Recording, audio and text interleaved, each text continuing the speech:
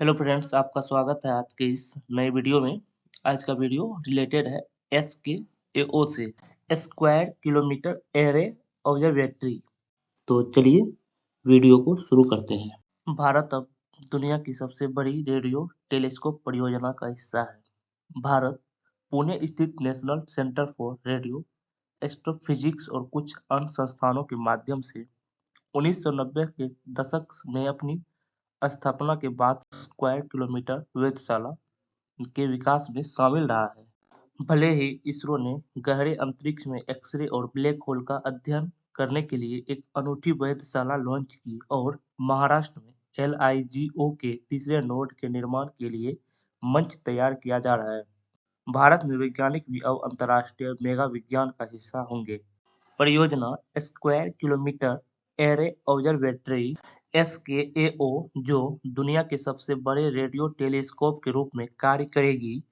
SKAO एक एकल दूरबीन नहीं है, बल्कि हजारों एंटेना की एक श्रृंखला है, जिसे दक्षिण अफ्रीका और ऑस्ट्रेलिया में दूरस्थ रेडियो शांत स्थानों में स्थापित किया जाएगा, जो खगोलीय घटनाओं का निरीक्षण और अध्ययन करने के लिए एक बड़ी इकाई के रूप में काम करेगी। भारत पुणे स्थित national centre for radio astrophysics NCRA और कुछ अन्य संस्थानों के माध्यम से 1990 के दशक में अपनी स्थापना के बाद से SKA के विकास में शामिल रहा है।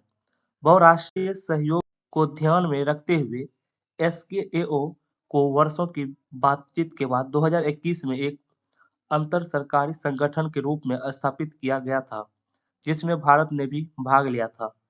देशों को औपचारिक रूप से सदस्य बनाने के लिए SKAO सम्मेलन पर हस्ताक्षर करना होगा और उसका अनुसमर्थन करना होगा। 1250 करोड़ रुपए की वित्तीय मंजूरी के साथ परियोजना में शामिल होने के लिए सरकार की मंजूरी अनुसमर्थन की दिशा में पहला कदम है। यह मंजूरी, जिसकी घोषणा परमाणु ऊर्जा विभाग ने अपने 2023 वर्ष के अंत वाले नोट में की थी। भारत द्वारा महाराष्ट्र के हिंगोली जिले में अमेरिका स्थित laser interferometer gravitational wave observatory LIGO के तीसरे नोड के निर्माण के लिए हरी झंडी देने के कुछ सप्ताह बाद आई है। गुरुत्वाकर्षण तरंग अनुसंधान वैज्ञानिक खोज के लिए सबसे आशाजनक क्षेत्रों में से एक है। अमेरिका में दो मौजूदा LIGO डिटेक्टरों द्वारा गुरुत्वाकर्षण तरंगों की पहली खोज ने 2017 में भौतिकी में नोबेल पुरस्कार जीता। SKA गुरुत्वाकर्षण तरंगों की भी खोज करेगा, लेकिन इसका उद्देश्य ब्रह्मांड में 3000 ट्रिलियन किलोमीटर से अधिक गहराई तक जाने वाली घटनाओं की एक श्रृंखला का अध्ययन करना है, ताकि आकाशगंगाओं और सितारों का अधिक विस्तार से अध्ययन किया जा सके। इनका उद्देश्य ब्रह्मांड और इसके विकास की समग्र समझ में सुधार के लिए खगोलीय अवलोकन के दायरे को आगे बढ़ाना है। SKA में भारत का मुख्य योगदान टेलीस्कोप मैनेजर तत्व, न्यूरल नेटवर्क या सॉफ्टवेयर के विकास और संचालन में है, जो टेलीस्कोप को काम करेगा।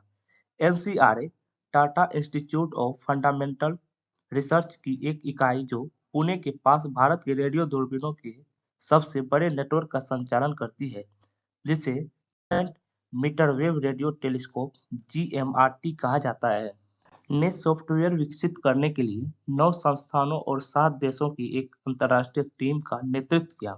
यह GMRT के निर्माण और संचालन की सफलता है, जिसने NCRA को SKA के साथ यह जिम्मेदारी सौंपी है।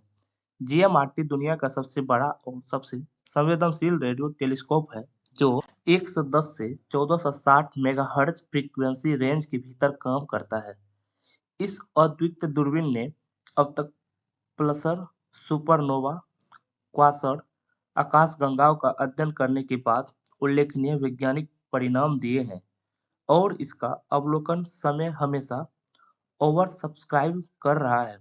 2021 में GMRT institute of electrical and electronics engineers IEEE milestone सुविधा से मान्यता प्राप्त होने वाला भारत का केवल तीसरा बन गया। उस समय प्रधानमंत्री नरेंद्र मोदी ने इस मान्यता को NCRA द्वारा अर्जित एक दुर्लभ उपलब्धि बताया था। मोदी ने GMRT का उपयोग करके ब्रह्मांड की वैज्ञानिक समझ को गहरा करने की दिशा में खगोलविदों द्वारा किए गए योगदान की सराहना की थी। पिछले साल जून में जीएमआरटी उन 6 शीर्ष रेडियो दूरबीनों में से एक था जिसका उपयोग पहली बार नैनो हर्ट्ज गुरुत्वाकर्षण तरंगों का पता लगाने में सक्षम बनाने के लिए किया गया था। एसकेए इंडिया कंजप्शन में 20 से अधिक राष्ट्रीय स्तर के अनुसंधान संस्थानों के इंजीनियर और वैज्ञानिक शामिल हैं, जिनमें शामिल है एनसीआरए, आर्यभट्ट प्रेक्षण विज्ञान संस्थान, inter university centre for astronomy and astrophysics, IIT Kharagpur, IISCR, Mohali और तिरुवनंतपुरम।